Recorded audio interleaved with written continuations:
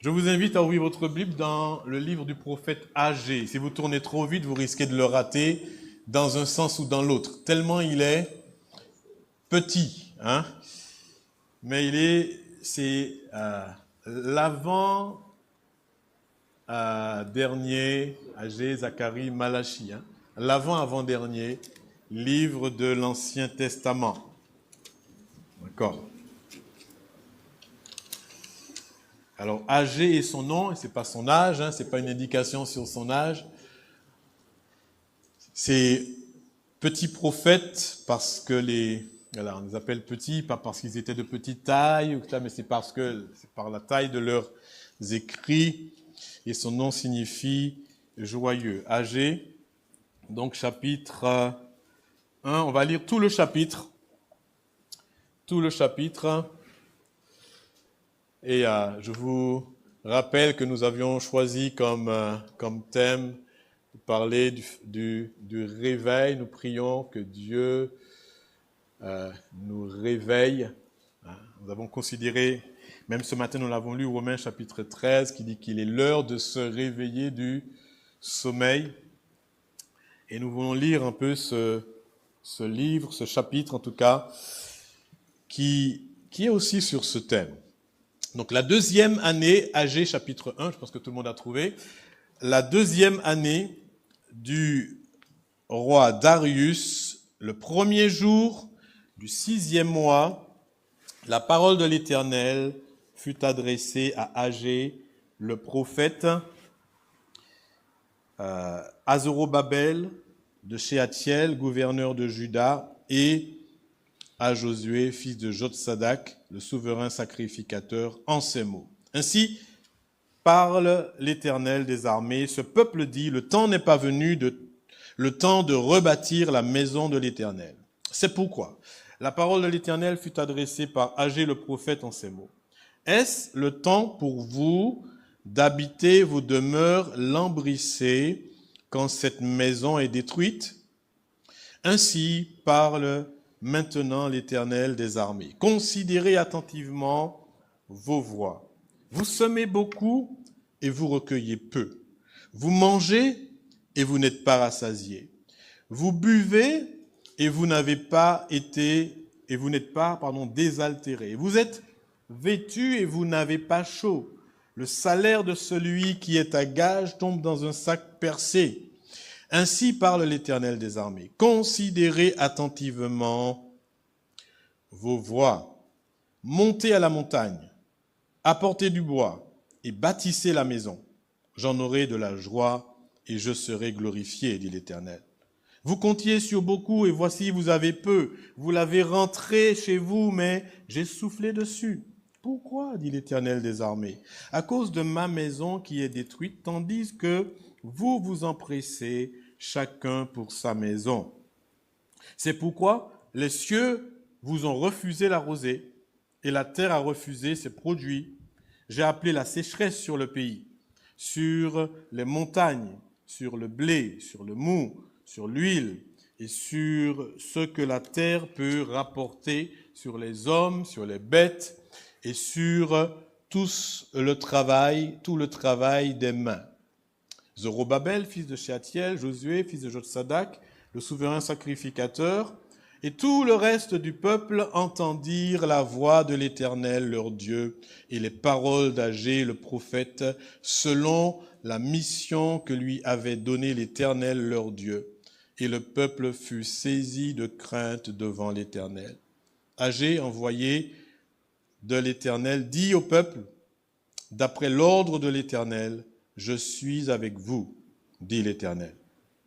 L'Éternel réveilla l'esprit de Zorobabel, fils de Shealtiel, gouverneur de Juda, et l'esprit de Josué, fils de Jotsadak, souverain sacrificateur, et l'esprit de tout le reste du peuple, et ils se mirent à l'œuvre dans la maison de l'Éternel des armées, leur Dieu, le 24e jour du 6e mois, la deuxième année du roi Darius.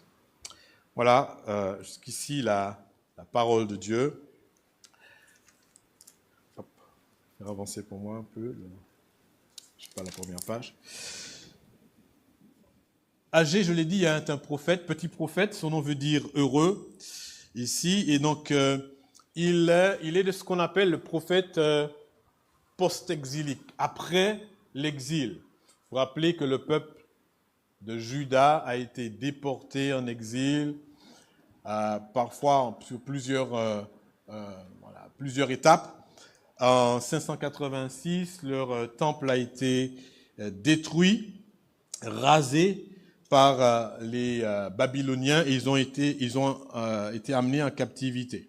Alors, entre-temps, l'empire a changé, celui qui dominait a changé, et donc on est passé des Babyloniens aux Perses, et c'est Cyrus, à l'époque où on lit là, c'est Darius, mais un petit peu avant, il y avait le roi perse Cyrus qui exerçait son pouvoir sur l'ensemble de la Mésopotamie, l'ensemble de la Mésopotamie.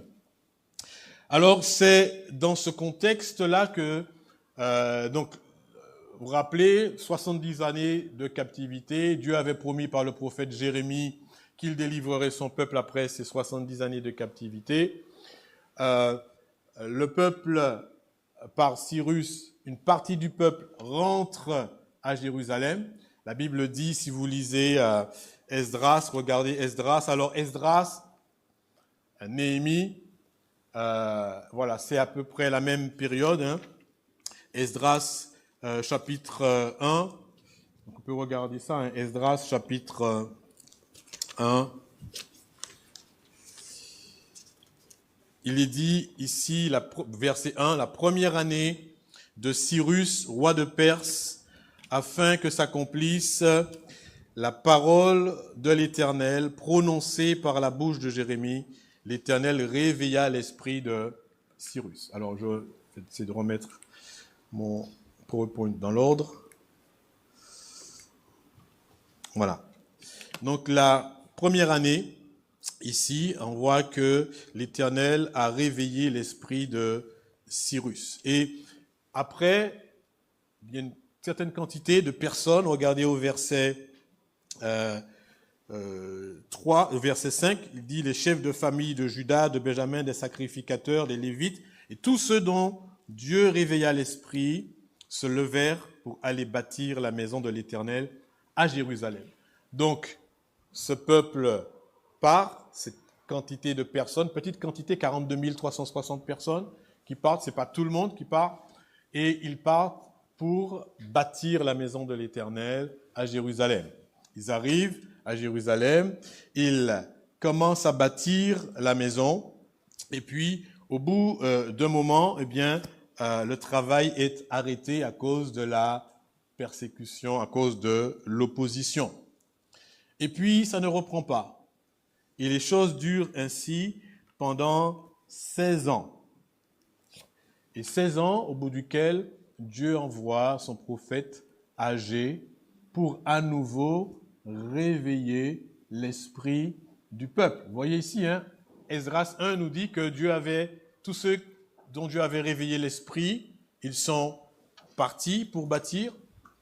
Et puis, quelques années après, 2 ans, et puis 16 ans, 18 ans, eh bien, il faut encore que Dieu réveille leur esprit afin qu'ils continuent à bâtir sa maison. Et donc, les versets 14-15 que je relis de Agé 1 dit « L'Éternel réveilla l'esprit de Zorobabel, fils de Shealtiel. Il réveilla aussi l'esprit de Josué. Il réveilla l'esprit aussi de tout le reste du peuple. Et ils vinrent et ils se mirent à l'œuvre dans la maison de l'Éternel des armées. » Et donc, ce qu'on veut considérer ici, hein, c'est que Dieu, pour que l'œuvre de Dieu s'accomplisse, le peuple de Dieu a besoin d'être réveillé, que Dieu lui-même réveille l'esprit de son peuple. Et le titre de notre message ce matin, c'est « Quand Dieu réveille l'esprit de son peuple ». Quand Dieu réveille l'esprit de son peuple. La première chose que l'on peut souligner ici, c'est que quand Dieu réveille l'esprit de son peuple, eh bien, il lui révèle l'état moral de son cœur. Alors, il y a des feuillets, peut-être, je n'ai pas pensé à les dire, vous pouvez distribuer à quelques-uns. On a pu faire ça avec des trous pour les plus jeunes, pour les moins jeunes aussi, ceux qui veulent. Donc Dieu, qu'est-ce qu'il fait? Il réveille l'esprit de son peuple en lui révélant l'état moral de son cœur. Le peuple se trouvait dans un état particulier. Relisons ensemble les versets 2 et 4. « Ainsi parle l'Éternel des armées. Ce peuple dit, le temps n'est pas venu, le temps de rebâtir la maison de l'Éternel. C'est pourquoi la parole de l'Éternel leur fut adressée par Agé le prophète en ces mots. Est-ce le temps pour vous d'habiter vos demeures lambrissées quand cette maison est détruite? Ainsi parle maintenant l'Éternel des armées. Considérez attentivement vos voies. » Donc c'est un appel ici à découvrir ce qu'il y a véritablement au fond du cœur, à découvrir l'état moral du cœur de ce peuple. Et Dieu montre ici que c'est un cœur qui formule des excuses tout simplement. Un cœur qui formule ici des excuses. Quand ils disent, ce peuple dit, le temps n'est pas venu, le temps de rebâtir la maison de l'Éternel. Le peuple ne dit pas que le temple ne doit pas être reconstruit, mais en fait, il agit comme si il ne travaille pas à l'œuvre parce qu'il estime que le temps n'est pas propice, le temps n'est pas venu. Ça n'est pas le bon timing. Il faut peut-être attendre encore un peu, sauf que ça fait 16 ans que les travaux sont interrompus. Donc, ils ne sont pas contre la construction, mais ils estiment juste que les conditions ne sont pas réunies. Dieu dit en réalité, c'est une mauvaise excuse que vous utilisez. Pourquoi? Parce que vous avez le temps pour bâtir vos propres maisons.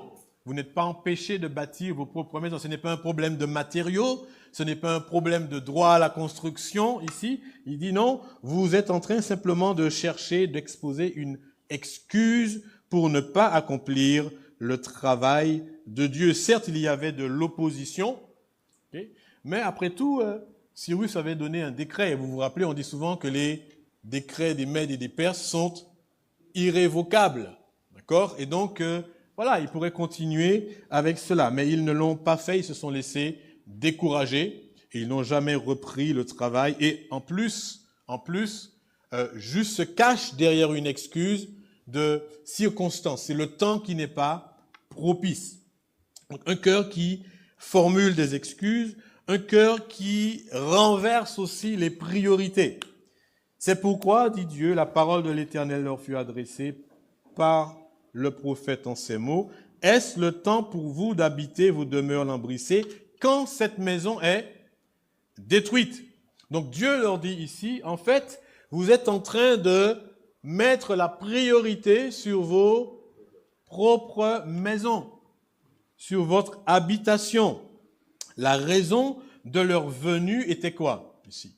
Rappelez-vous Esdras, Dieu a réveillé leur esprit et ils se sont levés pour quoi? Pour construire la maison, pour bâtir la maison. C'était ça l'objectif quand ils sont arrivés. Et ça fait maintenant 18 ans, 16 ans que les travaux sont arrêtés et ils ont renversé les priorités. Ils travaillent à leur maison. Pas simplement à la construction de leur maison, mais à l'embellissement de leur maison. Parce que le texte dit ici, « Est-ce pour vous le temps d'habiter vos demeures lambrissées ?» C'est-à-dire qu'ils ont mis des lambris de cèdre, du bois, ils ont mis des panneaux de bois, de cèdre à l'intérieur de leur maison. C'est une image de confort, de luxe. Quand on lit dans la Bible, on voit que le luxe, les belles maisons avaient du bois de cèdre. Jérémie 22, 17, vous pourrez lire cela après.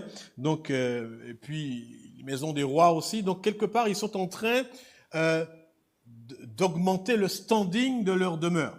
Alors que la maison de Dieu, elle est comment? La Bible dit, elle est détruite. Elle est détruite, elle n'est pas construite. C'est un chantier inachevé. Donc Dieu met le doigt sur ce renversement de priorité. Il dit, votre cœur fait des excuses, mais dans votre cœur, vous avez renversé les priorités. Leur propre maison est devenue leur priorité. Leur temps, tout leur temps est consacré à leur maison. Leurs revenus sont consacrés à leur maison. Leur force est consacrée à leur maison. Et leur cœur même est consacré à leur maison. Bon, vous avez vu, on a lu plus loin que Agé dit, Dieu dit, et par le prophète, que chacun s'empresse pour sa maison. N'est-ce pas? Et donc, ça veut dire qu'ici, ils sont préoccupés par cela. Tout ce qui les intéresse, c'est comment je vais mettre un étage sur un étage, embellir, quel carrelage, quel mur, quelle couleur, etc. Ils sont tout le temps à Leroy Merlin, à Castorama, hein, en train de chercher des matériaux, si vous voulez, pour embellir leur maison. Alors que la maison de Dieu, elle reste détruite. Et dans leur cœur, il n'y a plus cet intérêt pour la maison de Dieu. Donc, ils ont renversé les priorités. Au total, renversement. Une diligence pour leur maison, mais une négligence, n'est-ce pas, pour la maison de Dieu. Quelle différence, n'est-ce pas, avec David? Regardez dans 2 Samuel chapitre 7. 2 Samuel chapitre 7.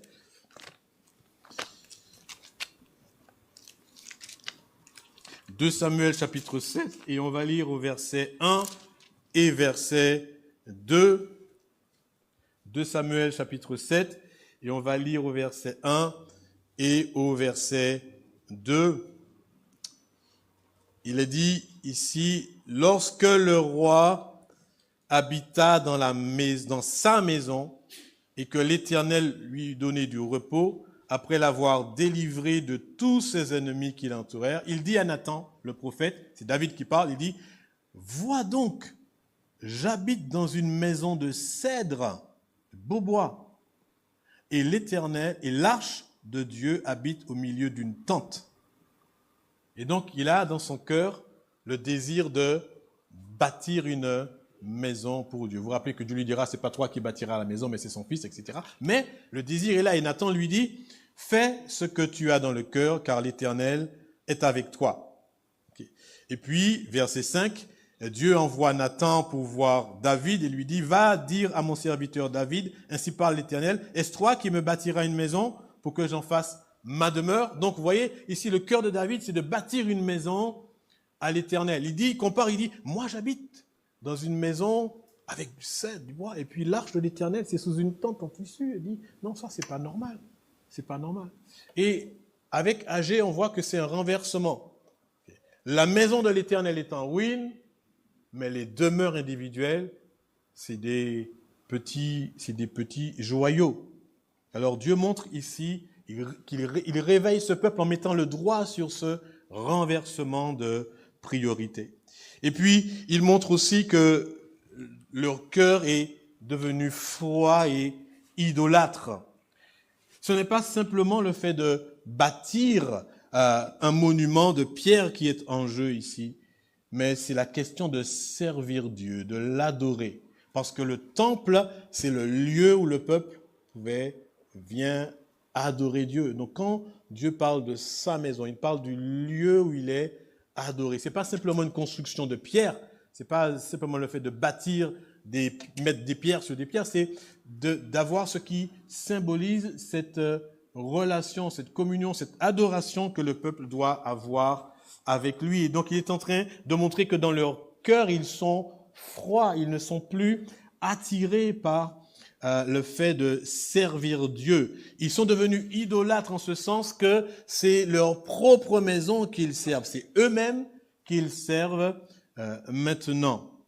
Ce peuple est empressé, dit Dieu, pour sa propre maison, mais son cœur est complètement refroidi pour la maison de Dieu. Et c'est un peuple qui est parti de Babylone avec un cœur réveillé, on a vu, par Dieu. C'est pas des paresseux qui sont partis. C'est un peuple qui a donné pour la construction. On peut trouver ça dans Esdras chapitre 2, versets 68 et 69. Regardez ça, Esdras 2, 68, 69. Esdras chapitre 2, je vous lis 68 et 69. Il dit, plusieurs des chefs de famille, à leur arrivée vers la maison de l'Éternel à Jérusalem, firent des offrandes volontaires pour la maison de Dieu, afin qu'on la rétablisse sur le lieu où elle avait été. Ils donnèrent au trésor de l'œuvre, selon leurs moyens, 61 000 darics d'or, 5 000 mines d'argent et 100 tuniques sacerdotales. Ils ont donné, ils se sont investis. C'est un peuple qui est venu avec une bonne motivation. Ils ont été avec le cœur, l'esprit était réveillé par Dieu lui-même. C'est un peuple qui est venu avec le souci d'accomplir l'œuvre de Dieu et qui s'est donné vraiment à cette tâche pendant au moins 2 ans. Esdras chapitre 3, versets 1 et 2, verset 8, verset 11, vous pouvez lire cela. C'est un peuple qui a quitté le confort de l'exil pour venir dans la ruine de Jérusalem. C'est-à-dire, ils ne sont pas allés chercher le confort, ils sont venus avec un désir vraiment missionnaire d'œuvrer pour Dieu. 42 000 seulement sont venus, c'est un très petit nombre. Hein. Les autres sont restés parce que pourquoi? Parce que installés, leur famille est installée, ça fait 70 ans qu'ils sont là et Jérémie leur avait dit, vous vous rappelez, hein, eh bien, cherchez le bien dans la ville dans laquelle vous êtes, hein, plantez, mariez-vous, faites ceci, parce que bon, vous allez y rester 70 ans. Ceux qui reviennent sont donc ceux qui sont motivés par l'œuvre de Dieu. Et ce sont ceux-là qui maintenant, 16 ans plus tard, ont le cœur refroidi et idolâtre. Ceux-là même dont Dieu avait réveillé l'esprit se trouvent maintenant avec l'esprit refroidi et le cœur froid. Vous voyez que cela arrive. On ne peut pas juste compter sur l'impulsion des premiers instants. C'est quelque chose, l'état du cœur est quelque chose qui doit être maintenu continuellement dans la chaleur du service pour Dieu. Et qu'est-ce qui a pu être la cause de cela? Eh bien, peut-être il y a eu de l'opposition, on a vu des ennemis, mais peut-être aussi, voilà, leur famille s'est agrandie, le désir de reconstruire leur vie dans le pays. Peut-être qu'ils ont eu, ils ont planté, il y a eu des récoltes, le niveau de vie a évolué. Vous savez comment c'est, hein? Parfois on commence, on sert Dieu, et puis ensuite on habite quelque part. Eh bien, on s'installe, on travaille, et puis la famille s'agrandit, et puis on prend, voilà, de plus en plus ici ou là de responsabilités. Tellement le cœur se tourne tout doucement vers nous-mêmes et vers le développement de la famille, de notre bien, du lieu d'habitation. On s'achète une voiture, 2 voitures, et puis 3, et puis des vélos, des trottinettes, et puis voilà, on commence à avoir des téléphones, plein de choses. On commence à être dans une certaine aisance, et puis on finit par basculer et à ne plus mettre les priorités dans le bon sens. Et c'est ce qui est arrivé ici à ce peuple. Alors Dieu va réveiller à nouveau leur esprit. Et il le réveille premièrement en lui montrant vraiment l'état moral de son cœur. Mais il le réveille aussi en lui montrant que la négligence spirituelle affecte la vie matérielle. La négligence spirituelle affecte la vie matérielle. Regardez le verset 9 et 10. Il dit ainsi par l'Éternel, verset, je sais pas, au bon endroit ici, verset 9, c'est ça. Il dit, vous comptiez sur beaucoup et vous avez eu peu. Vous l'avez rentré chez vous. Vous l'avez mis dans les bas de laine ou vous l'avez mis dans la banque aujourd'hui. Il dit, et j'ai soufflé dessus. Oups, il n'y en a plus, c'est parti. Pourquoi, dit l'Éternel des armées? Et si on nous posait la question, pourquoi? Vous aurez dit, parce que les taux ont augmenté, parce que la vie est devenue dure, parce que le gouvernement, il a réduit le taux du livret A, etc., etc. On pourrait dire plein de choses comme cela. Mais Dieu appelle ce peuple à réfléchir au pourquoi de la situation matérielle. Et il le dit ici, pourquoi? À cause de ma maison qui est détruite, tandis que vous vous empressez chacun pour sa maison. C'est pourquoi les cieux vous ont refusé la rosée et la terre a refusé ses produits.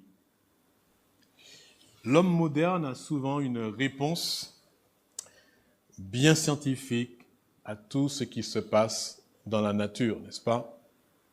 On sait expliquer pourquoi il va faire chaud, pourquoi il y a le vent comme ça, pourquoi il y a ceci. On peut même prédire les températures bien à l'avance. Nous venons de vivre une canicule, n'est-ce pas? Et puis il paraît qu'on va en avoir encore une autre.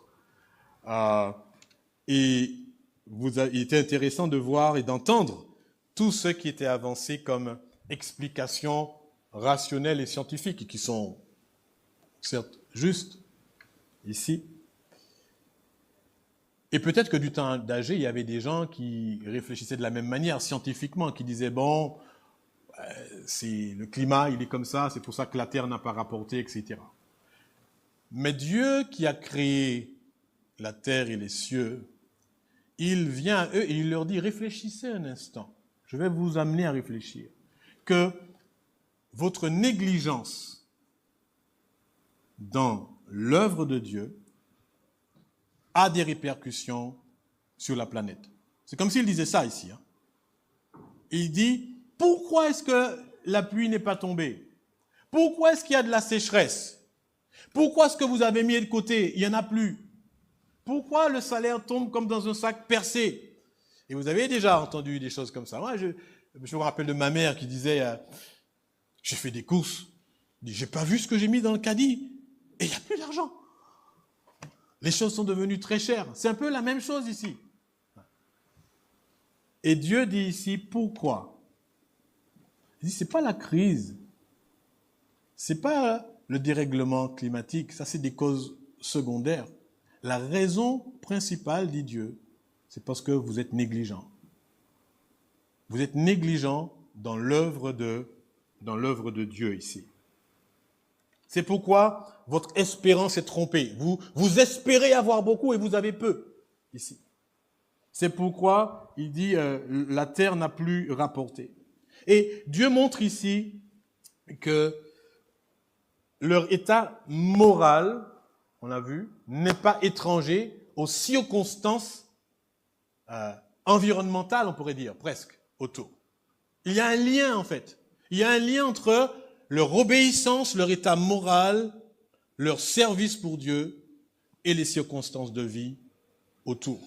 Et même l'état de leur propre âme. Il montre que la négligence spirituelle affecte leur âme. Il dit, regardez comment il dit ça au verset 6.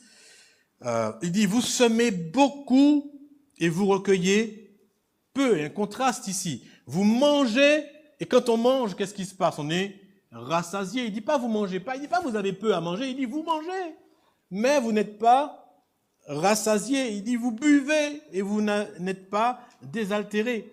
Vous êtes vêtus, vous n'êtes pas nus, vous êtes vêtus, et malgré ça, vous n'avez pas chaud. C'est pas la qualité de la nourriture, c'est pas la qualité de la boisson, c'est pas la qualité du vêtement qui est le problème.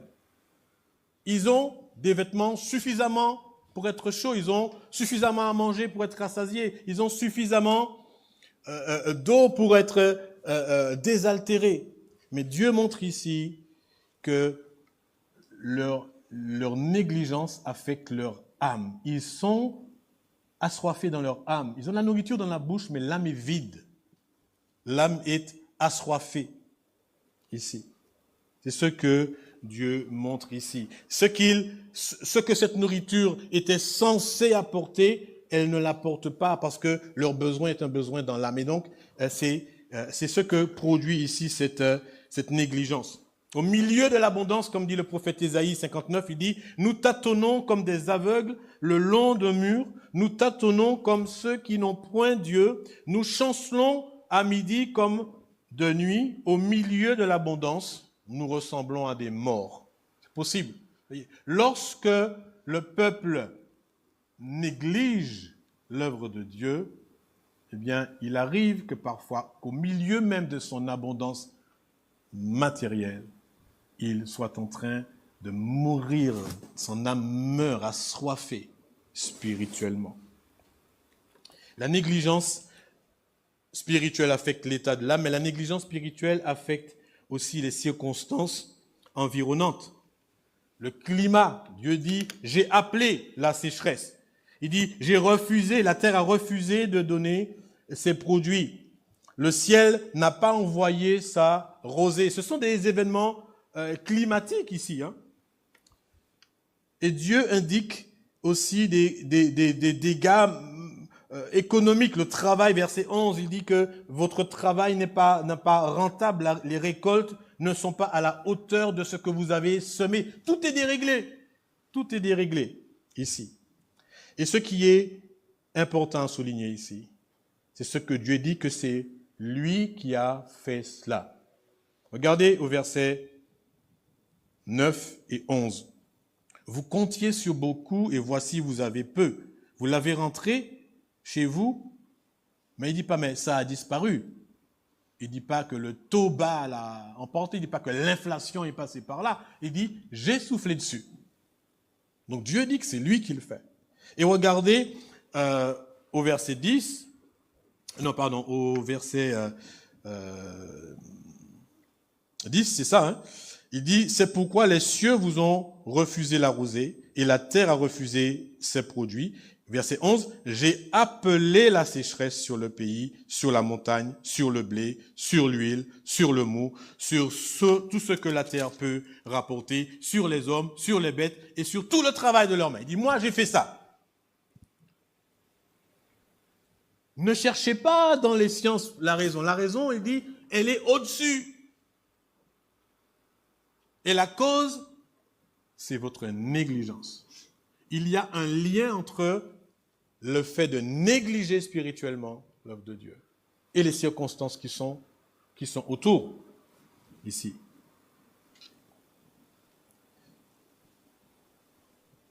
Ce n'est pas l'ardeur de notre travail qui fait notre bien-être, mais c'est la volonté de Dieu qui fait notre bien-être. Nous pouvons travailler aussi ardemment que nous voulons pour rechercher le bien-être. Si Dieu envoie le dépérissement, nous aurons le dépérissement. Et c'est exactement ce qu'il a fait avec le peuple d'Israël. Psaume 106, verset 15, résume le passage du peuple d'Israël dans le désert. Vous vous rappelez, à un moment donné, ils ont murmuré, puis ils ont dit à Moïse, « Qui nous donnera de la viande à manger ?» Et Dieu leur a donné de la viande. Et écoutez ce que Moïse dit, ce que le psaume 106 dit, verset 15.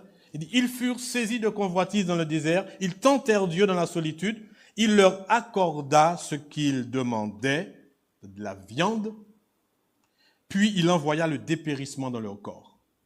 C'est-à-dire, ils avaient la viande pleine de bouche, pleine de viande, ils avaient la bouche pleine de viande, mais l'âme vide, dépérissant, languissant. Et c'est exactement ce que Dieu exprime ici. Et cela peut être, chers frères et sœurs, l'expérience du chrétien qui renverse les priorités, qui est simplement occupé par le déroulement de son calendrier personnel, qui est diligent pour ses affaires, mais négligent pour l'œuvre de Dieu. Dieu peut agir sur son âme. Dieu peut y apporter la langueur, l'insatisfaction. Mais Dieu peut agir aussi sur les conditions et les circonstances autour de lui. Ça appelle une pensée, je trouve quand même. Ça implique que le non-croyant peut parfois souffrir à cause de la négligence des croyants dans l'œuvre de Dieu. Parfois, on pense toujours dans l'autre sens. En tant qu'enfant de Dieu, on souffre à cause des non-croyants. Mais ici, lorsque Dieu a envoyé la sécheresse, elle était pour tout le monde. Lorsque la terre n'a pas donné ses fruits, c'était pour tout le monde. Pas seulement pour les 42 360 qui sont revenus de Babylone, mais tous ceux qui étaient alentour, qui étaient dans le pays. Il a dit sur la montagne, même sur la montagne, il a dit partout. Il a dit j'ai envoyé la sécheresse, pas d'eau. Lorsque l'enfant de Dieu refuse d'obéir, parfois il peut être la cause du malheur même des païens. C'est terrible de penser ça. Souvenez-vous de Jonas. Dieu lui dit, va à Ninive. Qu'est-ce qu'il fait? Il fuit, prend un bateau, il va dans l'autre direction. Et ça a mis en péril la vie de païens sur un bateau, hein, au point où ils étaient obligés de jeter Jonas. Chers frères et sœurs, ça fait réfléchir. Hein. C'est pas Dieu leur dit, réfléchissez, réfléchissez. Vous êtes un objet de malheur, même pour ceux qui sont autour. Parce que moi, j'en vois cette calamité, mais elle va sur tout le monde. Elle va sur tout le monde, ici. Et donc la désobéissance, Dieu veut qu'ils considèrent leur voie de cette manière-là. Les conséquences de votre négligence dépassent le cercle de votre vie privée. Vous ne pouvez pas dire, ça ne concerne que moi, c'est mon problème. C'est moi qui ne fais pas. Toi, ne me regarde pas, fais comme ceci. Non, non. Dieu montre qu'il peut agir sur les circonstances extérieures au point même que ces circonstances deviennent difficiles pour ceux qui nous entourent aussi.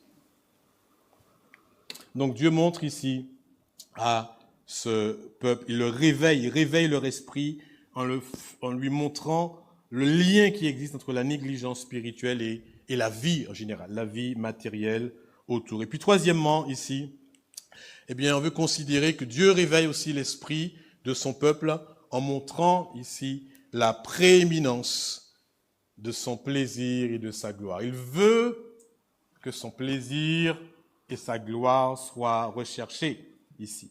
Regardez au verset 8, un petit peu avant, il dit ainsi: par l'Éternel des armées, considérez attentivement vos voies, montez sur la montagne, apportez du bois et bâtissez la maison, et j'en aurai de la joie et je serai glorifié, dit l'Éternel. Dieu indique que c'est ainsi qu'il aura du plaisir et qu'il sera glorifié. Il veut réveiller son peuple en leur disant que ce que vous devez chercher, c'est ce qui me plaît et ce qui me glorifie. Quelle est la principale fin de la vie de l'homme? C'est de glorifier Dieu et de prendre plaisir en lui éternellement. Et c'est ce que Dieu leur dit ici. Et il montre ici que l'obéissance immédiate le glorifie. Relevez ici les impératifs. Montez, apportez, bâtissez. Dieu ne dit pas, bon, vous allez commencer par vous asseoir, prendre un petit café, et puis passer un petit peu de temps dans la prière, chercher la volonté. Ok? Allez-y doucement, parce qu'après 16 ans, c'est un peu difficile de se remettre comme ça brutalement au travail. C'est pas ce qu'il dit. Il dit, montez sur la montagne.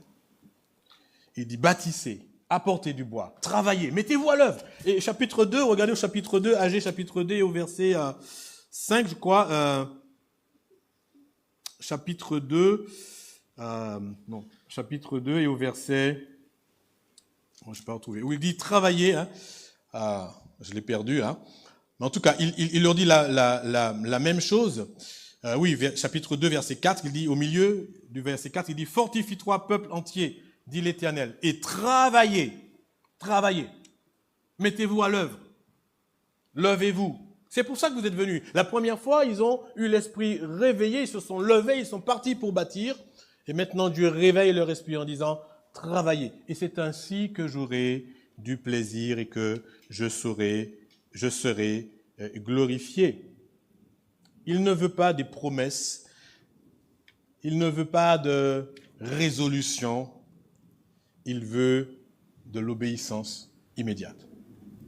Et il dit que c'est comme ça qu'il est glorifié. Et puis, on voit aussi que le bon ordre dans les priorités, bon ordre des priorités, le glorifie ici. Le bon ordre dans les priorités le glorifie. Ce n'est pas simplement le travail manuel que Dieu cherche. Ce n'est pas simplement le fait de prendre de la truelle et du ciment et de coller des pierres. C'est pas ça le cœur du problème. Ce que Dieu cherche, c'est la disposition de cœur qui lui redonne la première place. En travaillant à la maison de Dieu, il montre, il témoigne, il manifeste que Dieu a la première place.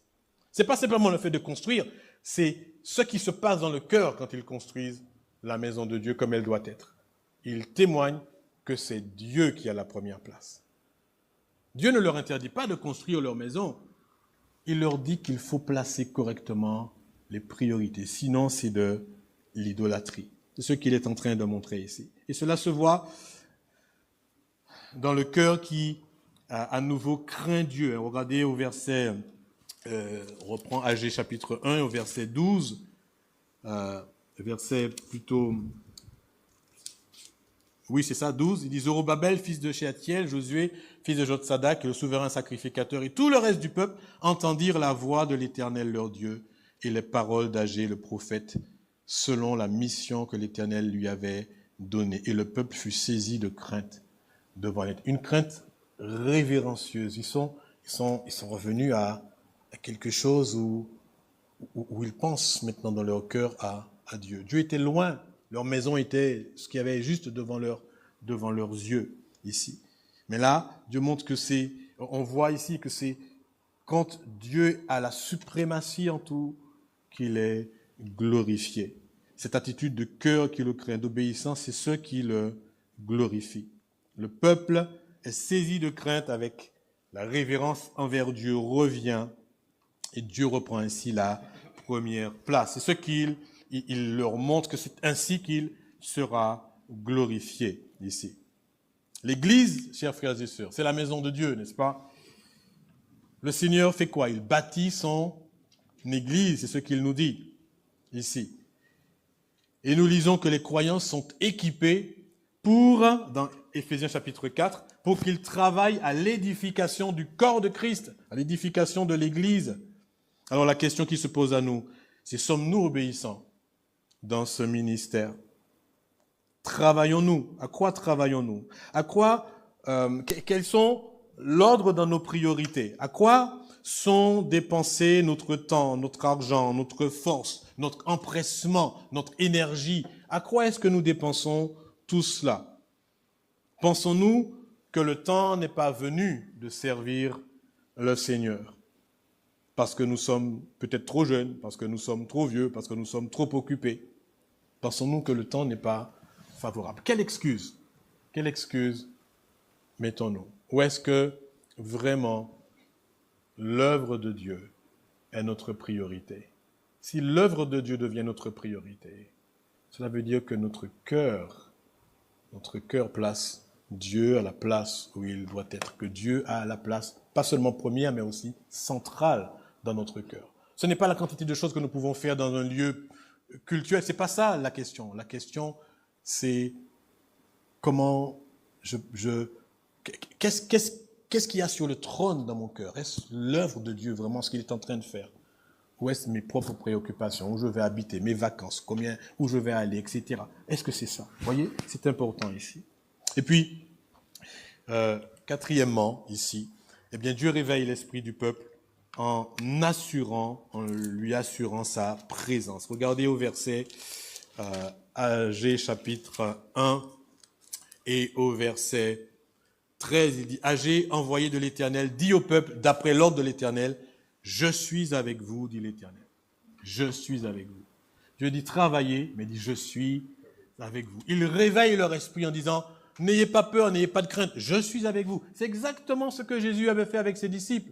Allez, faites de toutes les nations des disciples, les baptisant au nom du Père, du Fils et du Saint-Esprit. Et voici, je suis avec vous jusqu'à la fin du monde. Je suis avec vous. Dieu dit travaillez. Je suis avec vous. Ici, il y a par Agé, travaillez.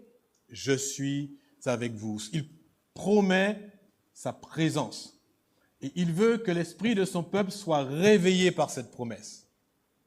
Je suis avec vous. Ici. La sécheresse dans leur âme, chers frères et sœurs, et la sécheresse autour, climatique, on pourrait dire, n'était pas parce que Dieu était contre eux, mais précisément parce qu'il est avec eux. C'est parce qu'il est avec eux qu'il les interpelle. Il aurait pu les laisser dépérir. C'est parce qu'il les aime et qu'il veut réveiller leur esprit qu'il envoie la sécheresse dans leur âme. C'est parce qu'il les aime qu'il met le désordre climatique autour. C'est parce qu'il les aime qu'il réveille leur esprit, qu'il suscite la crainte au-dedans d'eux. et qu'ils obéissent. Et donc on voit là, Dieu est en train de réveiller ce peuple en disant, je suis un Dieu de grâce qui vous aime. Je suis avec vous. Je ne cherche pas votre perte.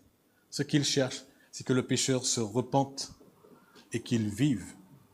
Et donc nous devons entendre la même chose. Si nous avons baissé les bras dans le service du Seigneur, il nous dit, je suis avec vous pour vous aider, pour que vous reveniez, pour que vous travailliez, pour que vous obéissiez. Et si nous ne le connaissons pas, eh bien, il dit, je suis là et je vous appelle à venir à moi dans la repentance et dans la foi ici. Je voudrais terminer, chers frères et sœurs, en disant ceci. Ici, quand Dieu réveille l'esprit de son peuple, on voit que celui-ci, il écoute attentivement. Verset 12 dit, ici, le souverain sacrificateur et tout le reste du peuple, alors notre texte dit entendirent, mais d'autres textes traduisent écoutèrent la voix de l'Éternel leur Dieu. Ils écoutent la voix de l'Éternel leur Dieu. Durant combien de temps ils écoutent avant de se mettre à l'œuvre? 24 jours. Regardez au verset 15. D'abord le verset 1. La deuxième année du roi Darius, le premier jour du 6e mois. Regardez au verset 15. Le 24e jour du 6e mois, la deuxième année de Darius. On est donc 24 jours plus tard. Pendant 24 jours, ils sont exposés, ils écoutent, leur cœur change, et puis ils se mettent à l'œuvre. Parce que Dieu a réveillé leur esprit. C'est pas après que Dieu réveille leur esprit. Et tout ce qui est dit entre-temps ici, ils sont partis avec l'esprit réveillé, ils se sont éteints, maintenant Dieu réveille encore leur esprit pour qu'ils se mettent à l'œuvre. Et Dieu réveille leur esprit en leur montrant ce que nous avons vu ici. Mais nous voyons nous-mêmes que lorsque Dieu réveille l'esprit, qu'est-ce qui se passe dans le cœur? Le cœur devient attentif à la parole de Dieu. Une des premières choses qu'on remet au centre, c'est la parole de Dieu. On la lit, on la médite et on s'expose à son explication. On a soif de cette parole. Le peuple écoute ici. D'autres textes disent, ils obéissent en écoutant cette parole. Et ils prennent la parole de Agé comme la parole de Dieu. C'est la parole de Dieu, mais c'est aussi la parole que Agé prononce ici. Lorsque Dieu réveille l'esprit de son peuple, celui-ci écoute attentivement. Mais lorsque Dieu réveille l'esprit de son peuple, celui-ci craint Dieu aussi. La particularité de l'homme pécheur, la Bible dit, Romains dit, et on le trouve dans les psaumes, c'est que ces hommes n'ont pas la crainte de Dieu devant leurs yeux. Mais lorsque Dieu réveille l'esprit, la crainte de Dieu est suscitée dans le cœur, la crainte révérencieuse qui pousse à faire la volonté de Dieu. Et puis, lorsque Dieu réveille l'esprit et son peuple, celui-ci, agit efficacement. Le peuple s'est mis à l'œuvre. Regardez le verset, je reviens ici, l'Éternel réveilla, verset 14, l'esprit de Zorobabel, fils de Shealtiel, gouverneur, et l'esprit de Josué, le sacrificateur, et l'esprit de tout le reste du peuple. Ils vinrent et ils se mirent à l'œuvre dans la maison de l'Éternel. Et 6 années, ou 4 années, je pense, plus tard, plutôt, on trouve ça dans Esdras, chapitre 6. Regardez Esdras, chapitre 6. Esdras, chapitre 6. Et au verset 15, Esdras 6, verset 15, la maison... Il y a eu des difficultés entre-temps, hein. Si vous lisez, vous allez voir, il y a des difficultés, des lettres qui ont circulé entre l'Empire perse et puis Jérusalem. Mais le travail a continué. Et au verset 15, il dit, la maison fut achevée le 3e jour du mois d'Adar, dans la 6e année du règne du roi Darius. Ils ont commencé dans la 2e année, ils ont fini dans la 6e année. Mais c'est achevé. Ils ont travaillé efficacement. Quand Dieu réveille l'esprit de son peuple, celui-ci agit efficacement. Il agit avec efficacité. Alors, chers frères et sœurs, que pouvons-nous dire? Juste une prière que nous pouvons faire à Dieu ce matin. Ô Dieu, réveille nos esprits afin que nous nous levions pour te servir. Moi, je prie que Dieu réveille votre esprit si vous ne le connaissez pas ce matin, afin que vous veniez à lui. On ne peut pas venir à lui s'il ne nous réveille pas. C'est lui qui suscite la foi et l'amène à perfection. Mais qu'il puisse le faire dans sa souveraineté et dans sa bienveillance. Mais nous prions aussi, si nous le connaissons, que Dieu réveille notre esprit. J'ai ici un petit, comment ça s'appelle, marque-page. Peut-être les anciens s'en souviennent ici. Ça, je crois que c'est le premier, presque tout premier marque-page que nous avions fait lorsque cette église commençait à s'implanter. On était encore à Saint-Denis à ce moment-là. Et on avait fait une série de messages sur le thème « Réveille les esprits de ton peuple afin qu'ils se lèvent pour te servir ». C'était la prière, ici. Et ça m'a fait penser, comme ce peuple qui s'est levé, qui est venu pour bâtir la maison de l'Éternel, parfois, on peut passer par une petite phase de baisse de régime. On a besoin de prier à nouveau, quelques années plus tard. Eh bien, ô Dieu, réveille nos esprits afin que nous nous levions pour te servir. Et de même que Dieu a réveillé l'esprit de ces 42 360 personnes, une première fois, il l'a fait une seconde fois afin qu'ils reprennent le travail. Il peut le faire aussi pour nous. Soit pour venir à lui dans un premier temps parce que nous ne le connaissons pas, soit pour raviver en nous le désir de le servir fidèlement et de le mettre à la place qu'il doit occuper dans notre vie. Prions. Seigneur, nous te remercions encore pour ta parole et nous te prions que nous puissions regarder à nous-mêmes combien parfois nous détournons à cause peut-être de nos circonstances qui deviennent plus favorables matériellement. Notre cœur peut s'attacher à autre chose qu'à toi. Nous te demandons pardon. Nous confessons que nous ne sommes pas là où nous devrions être, que nos pensées, notre force, notre énergie est peut-être dépensée ailleurs que là où il devrait être dépensée. Nous te demandons pardon. Oh, réveille nos esprits, réveille-les afin que nous nous levions et que nous te servions. Seigneur, tu l'as fait pour ce peuple et nous savons que ce que tu lui as promis, tu nous le promets aussi, d'être avec nous. Suscite en nous la crainte de ton nom, suscite en nous l'obéissance et la foi véritable pour la gloire de ton nom. Amen.